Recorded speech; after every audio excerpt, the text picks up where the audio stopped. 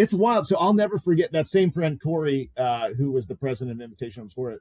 2 years before that, he's sitting on my porch. I was a pastor at the time. We're having a cigar, surprise, surprise, sipping a bourbon. And he's like, he was a big time real estate investor here in Tampa. And this group, the Treehouse group, approaches him about starting this thing called Invitation Homes. He's like, Bobby, what do I do? And I remember like, hey man, I think this is a big deal. I think this is worth the risk of your personal brand to go start something called Invitation Homes. Little did I know, fast forward 2 years later, I'm going through a divorce. I'm changing careers. Like my world is upside down a little bit.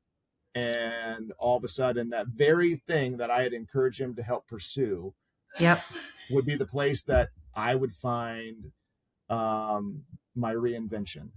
And isn't that wild? So Invitation Homes was, I mean, it was probably one of the most stressful jobs I've ever had in my life. It was in a very stressful season of my life. And I made some incredible friends and relationships, both on the vendor and the trade side, as well as colleagues around the country that are still friends to this day. Sure. I ended up leaving after a couple of years to go take a VP of Ops role for a big GC firm here in Tampa.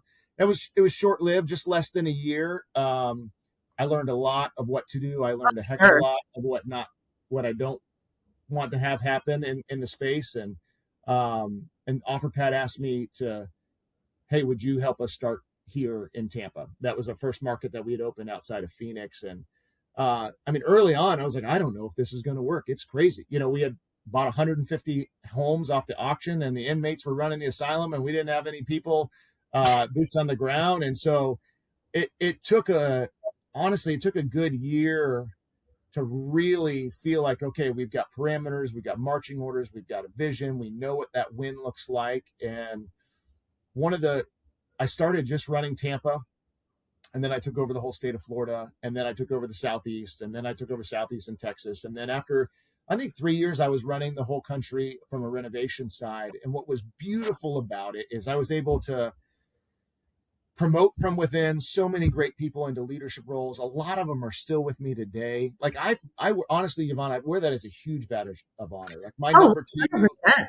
Yeah, my number two, DJ Carlson, he's out of Charlotte. He's been with me, I think, going on 7.5 years. We've known each other forever. I get hit by a bus tomorrow. He's in charge. He's smarter than me anyway. And it's one of those, like, I feel like there is a team and a camaraderie and a brotherhood, between the guys and the girls that are my leaders.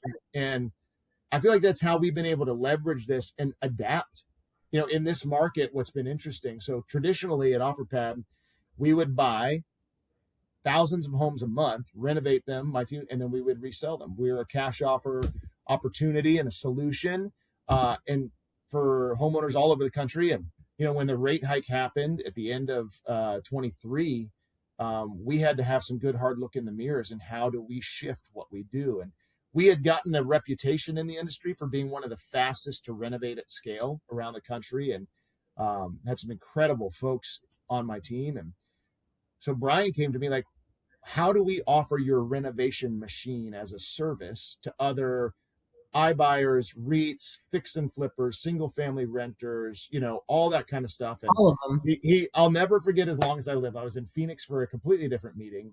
He takes me into his office and says, hey, this is what I need you to do. And he's like, if anybody can do it, you can do it. And I was like, oh, great.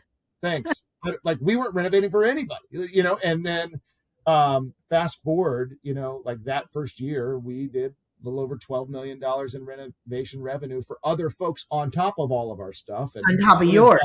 It's gone crazy up and to the right over the last couple of years. We're in year 4 now of not only buying, renovating, and selling homes for Offerpad, but we are renovating. I did just shy of 2,000 homes for investors all over the country last year.